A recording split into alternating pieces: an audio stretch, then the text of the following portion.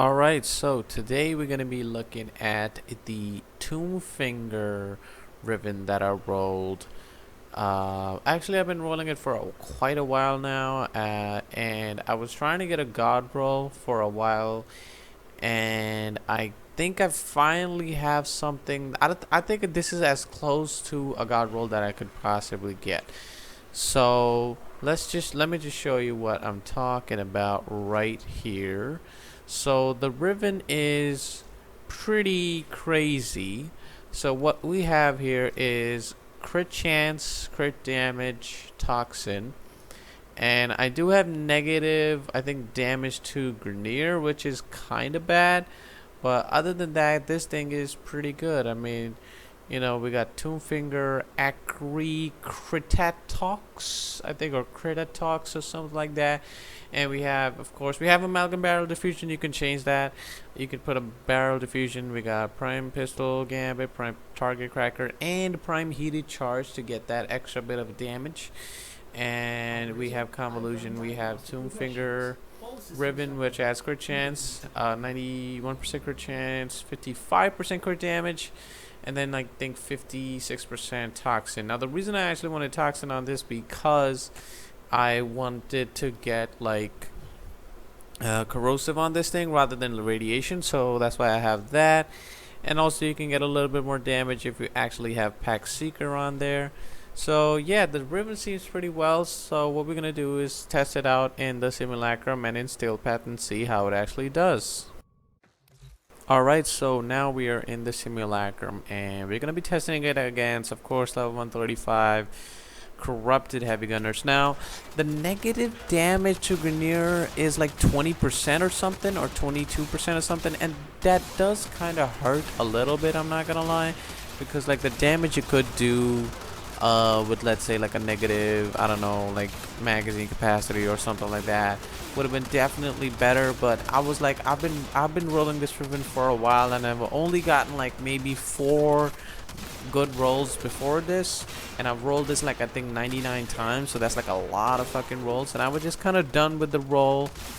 I was about to just basically kind of give up, but as you can see, it does decent damage. I mean, it's not bad. It's definitely not, I'm not gonna lie, this is definitely not as good as like a Riven Catch Moon secondary would be. And by the way, I'm gonna try to get a Riven for my secondary Catch Moon whenever those kit guns, the infested kit guns, come out. But yeah, as you can see, the damage isn't that bad. I mean, I'm definitely gonna be putting this on an infested Tombfinger, whatever that comes out. I don't know when the fuck that is out. But as you can see, the single target damage isn't bad.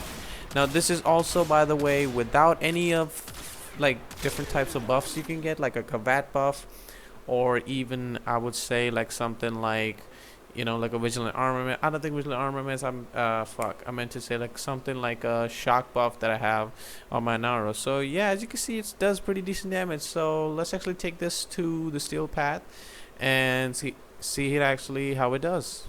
Alright, so in Steel Path it actually does okay. Now I'm not gonna say that it does bad. Like, it does pretty decent for, like a Tombfinger. Now it does have a lot of heat damage on there. It also has, I think it has more heat damage than corrosive, because how the primed heated charge gives you a lot of heat damage, so that's why it does more heat damage than corrosive. And then it also has radiation on it.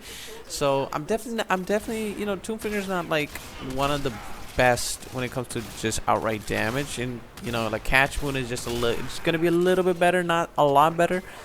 But even though with no buffs, with no sort of Kavat buff or any type of buff, as you can see, it still does pretty decent damage. Like, you could definitely get around just doing like a Steel Path mission with this. It's not gonna be like, I guess, enjoyable. It's just like the Steel Path enemies are just so fucking tanky that it's like really hard to find like a Riven weapon, especially like a primary or secondary. Like a melee weapon is gonna be great, but a primary or a secondary is really hard to find, like something that actually like does a lot of damage, and you can really just take it in Steel Path and it'll be killing enemies pretty quickly. But yeah, it does pretty decent damage for me, and you're definitely gonna be using some sort of a buffing thing, maybe like a chroma, maybe whatever. So yeah, that's the Tombfinger Acri-Critatox, I think.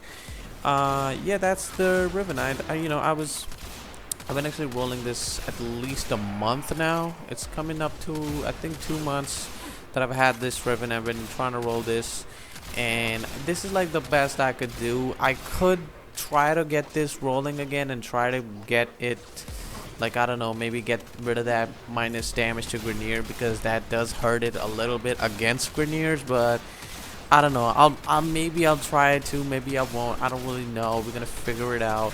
Also, I'm gonna try to get a Cash Moon Ribbon, and also, I'm very excited whenever whenever we can get that Tombfinger infested setup going, when that infested kit guns come out. So yeah, that's the Tombfinger Ribbon build. I hope you guys enjoyed this video. I would really appreciate if you would subscribe, and yeah. Thanks for watching, and I'll see you in the next one.